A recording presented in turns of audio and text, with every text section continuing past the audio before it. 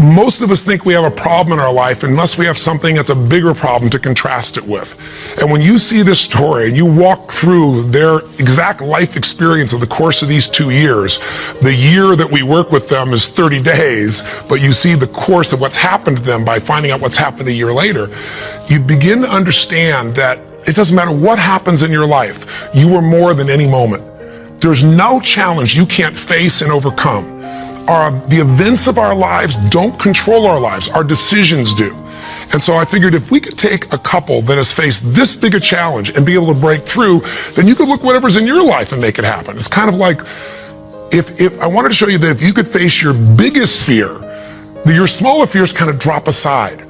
It's like, what's your biggest fear? Today, one of the biggest fears so many people in North America and around the world, the Western world, are facing is losing their job. It's a horrific possibility. It has impact on your family, your psychology, your emotion, so many things, your choices. But the truth of the matter is, what's a problem? Losing your job is a massive problem until you find yourself in a position where you lose all your savings. What it took you maybe 10 years of working to get.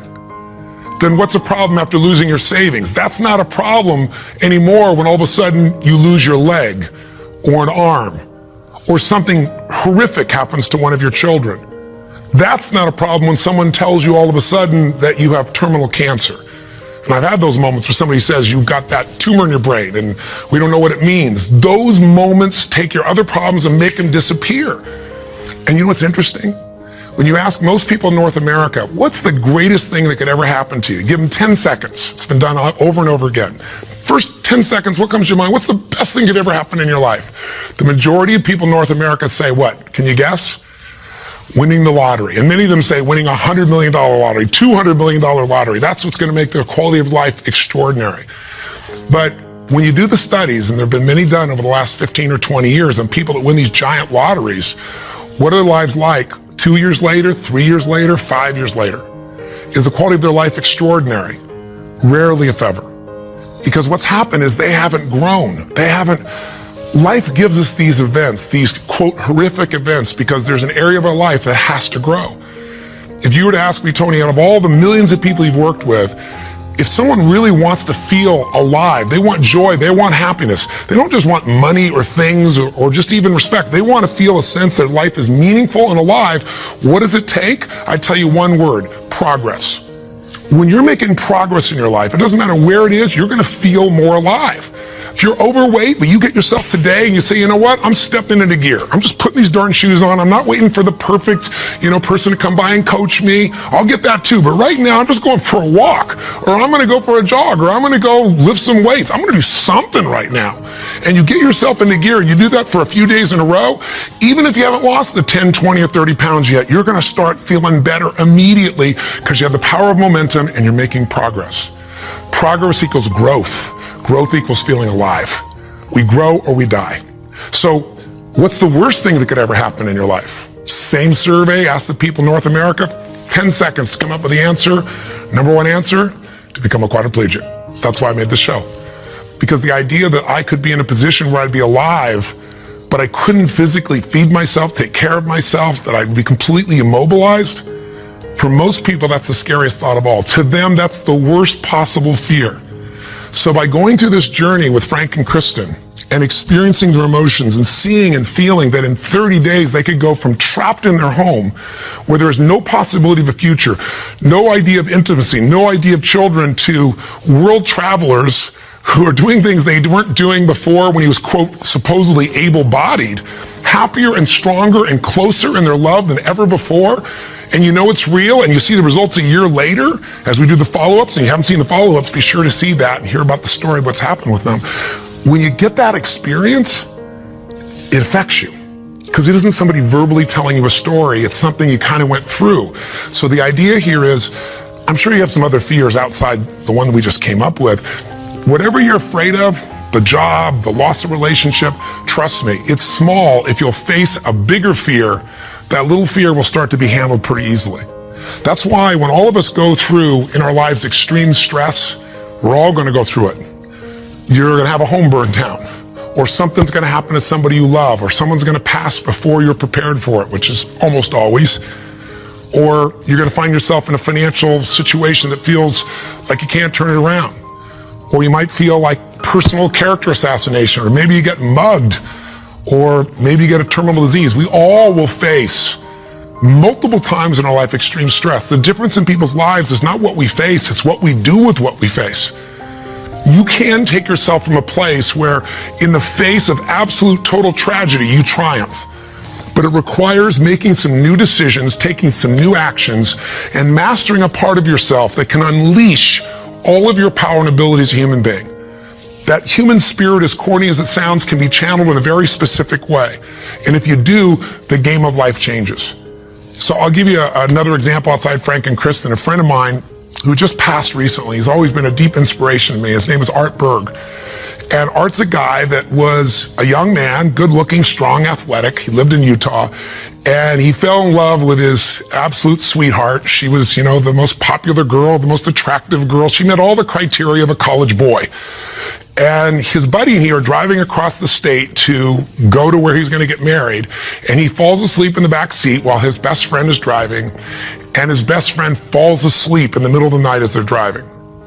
My friend Art Berg woke up rather intensely on the desert floor with the car upside down, his legs trapped beneath it, and unable to feel anything. He became a quadriplegic in an instant.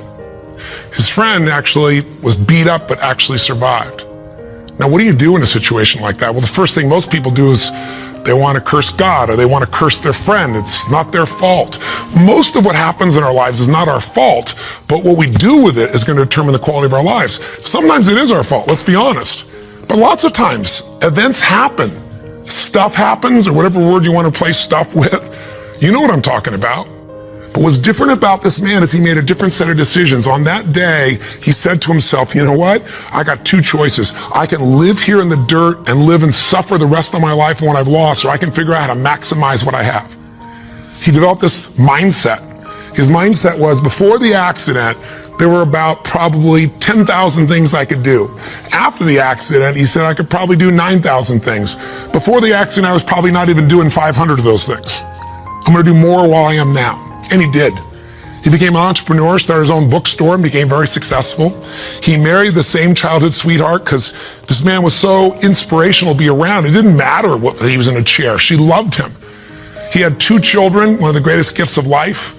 And he did all kinds of crazy things. He'd scuba dive. His friends would put him in a suit and tie a set of weights to him. He'd drop to the bottom. They'd drag him along the bottom. That was his idea of scuba diving. He was an incredible human being, and he lived an incredibly full life filled with joy. The worst thing ever happened to you, be a quadriplegic? The best thing, win a lottery and feel like everybody wants something from you and you didn't earn it, and there's no sense of joy and everything's about trying to hang on to what you got?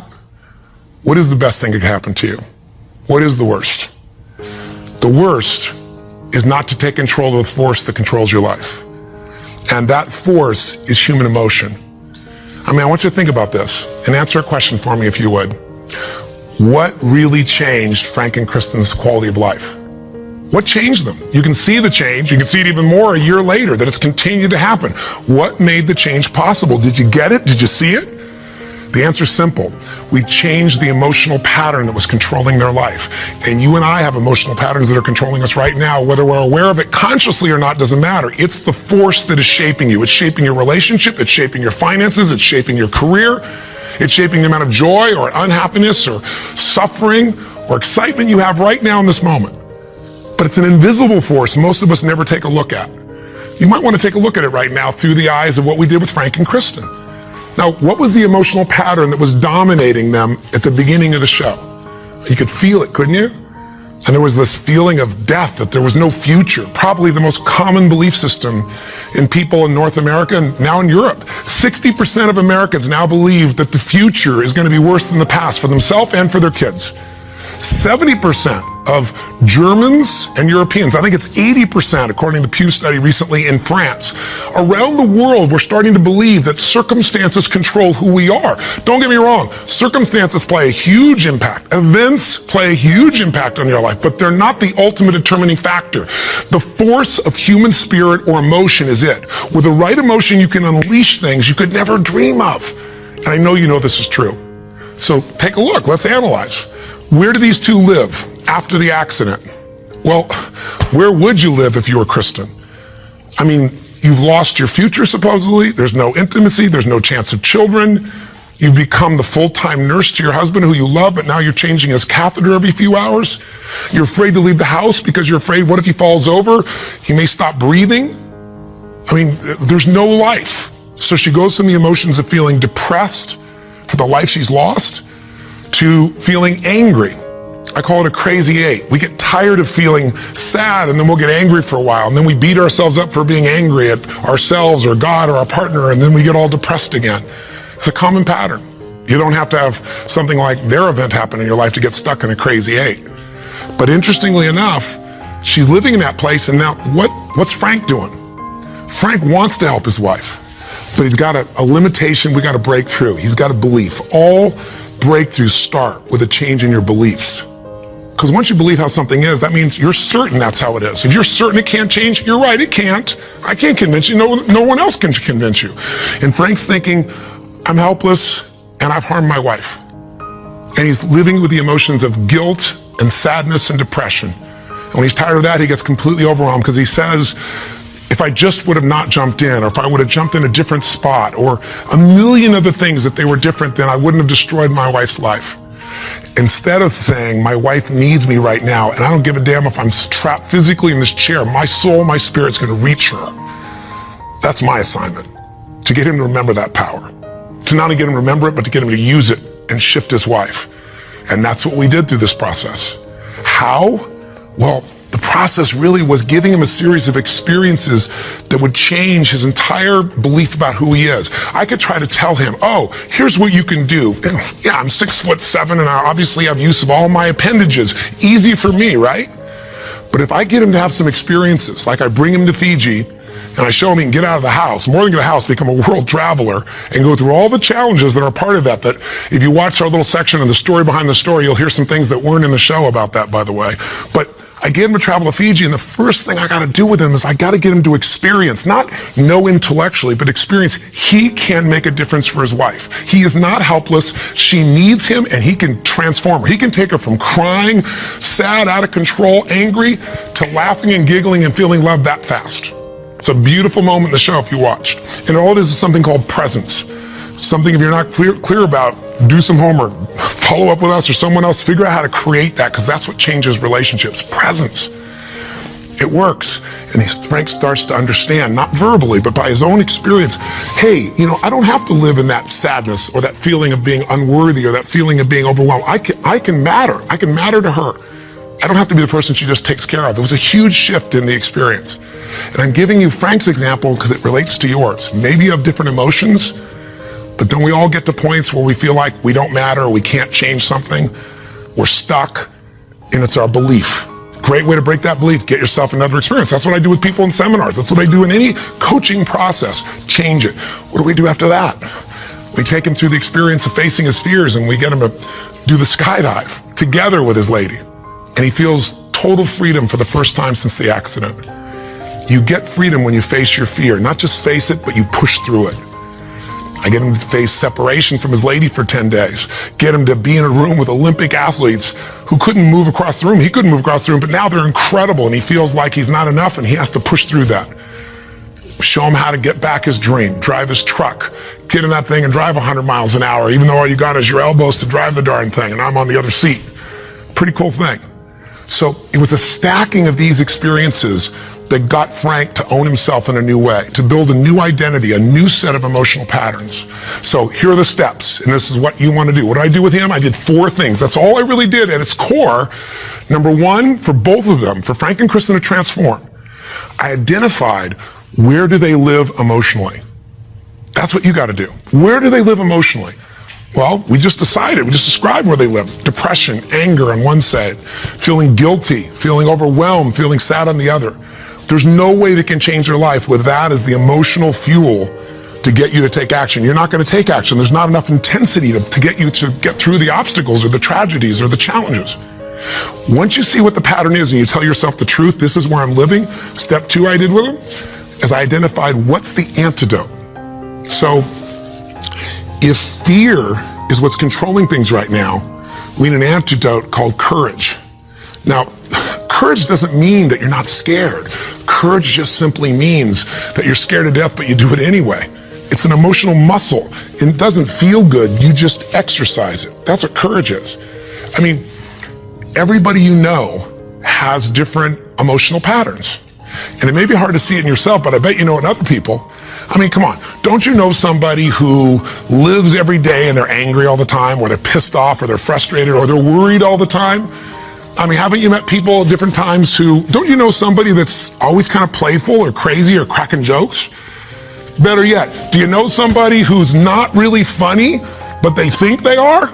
You know, and they tell a stupid joke and everything else. It's not even funny, but they crack themselves up so much that you find yourself cracking up, right? I mean, people have patterns. The question is, what's yours?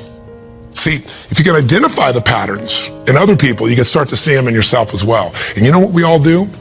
We all find a way to try to get what I call home. Home is, I noticed after 9/11, I'm with 2,000 plus people from, I think it was 45 countries. I was in Hawaii. The accidents happened, the tragedy happened, you know, the attacks happened, and we got the information at 3 o'clock in the morning in Hawaii, and we had, you know, 100 plus people, 200 people that were from New York, many of which, you know, worked and had offices and friends in the towers, and all their friends died or their whole company disappeared. And I had to bring these people in from all these countries with different religions, different backgrounds, different belief systems. Some people were celebrating. Other people were crying and saying it was the end times. It was unbelievable. I noticed all this emotion around me. And the biggest thing to put them all together is I had to say, what's really going on here? And I noticed angry people got angry. Sad people got sad. Guilty people, a nurse, she was guilty. She wasn't there helping people, but she's always guilty. The angry lady is always angry. We all have a home.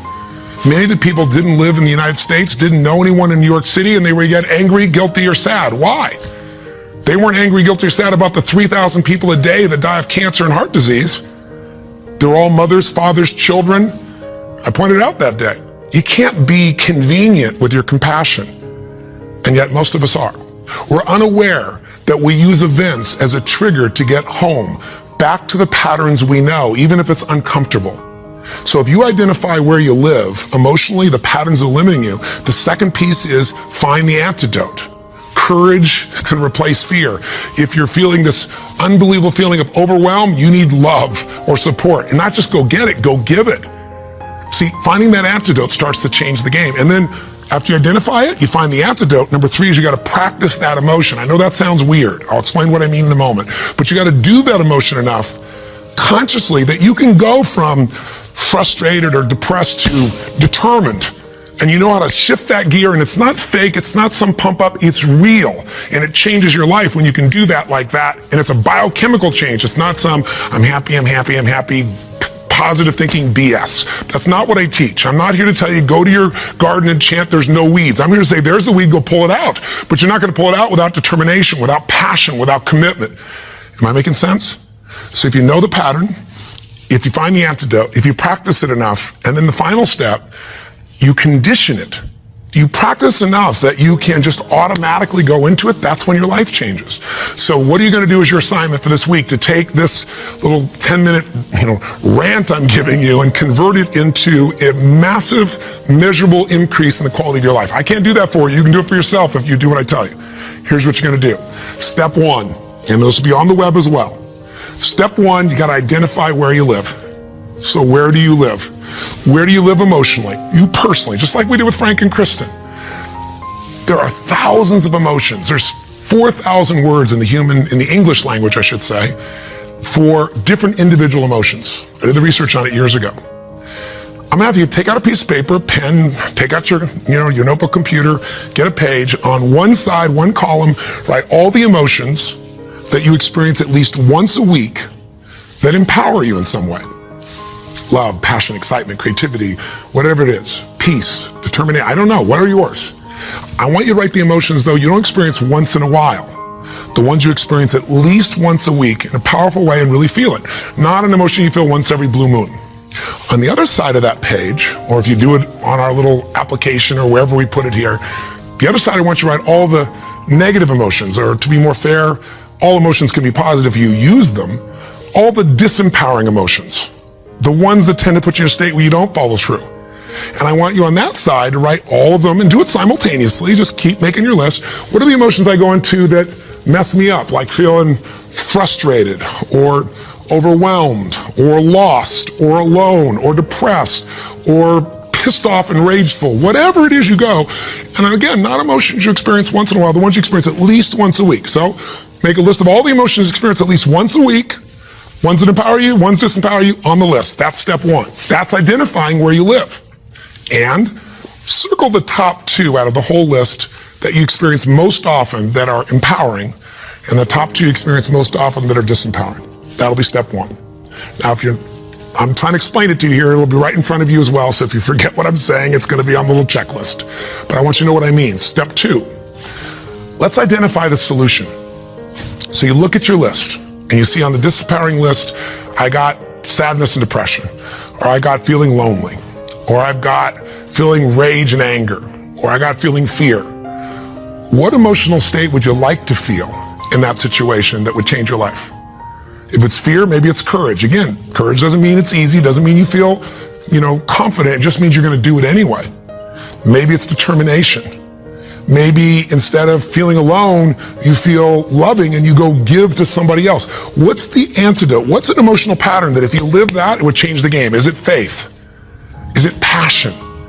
Is it courage? Is it playfulness? You're taking things just too damn seriously. You've forgotten perspective. Go watch the show again. See if you really have a problem. See if your problems are as challenging as the people you just saw who transformed their tragedy into something tremendous, something beautiful, something magnificent, something meaningful, something that can even help other people that are watching. That's the beauty. So that's the second step. What's the antidote? Come up with your antidote emotion. Step 3 is you got to practice that emotion. Now, I know that sounds silly, stupid, kind of weird. But if you came to a seminar with me, you'd see, 3,000, 10,000 people, and we do this, and we condition that a new emotion till you can shift gears. Have you ever heard about the fire walk? It's not about the fire walk. I do skydiving, all kinds of crazy stuff.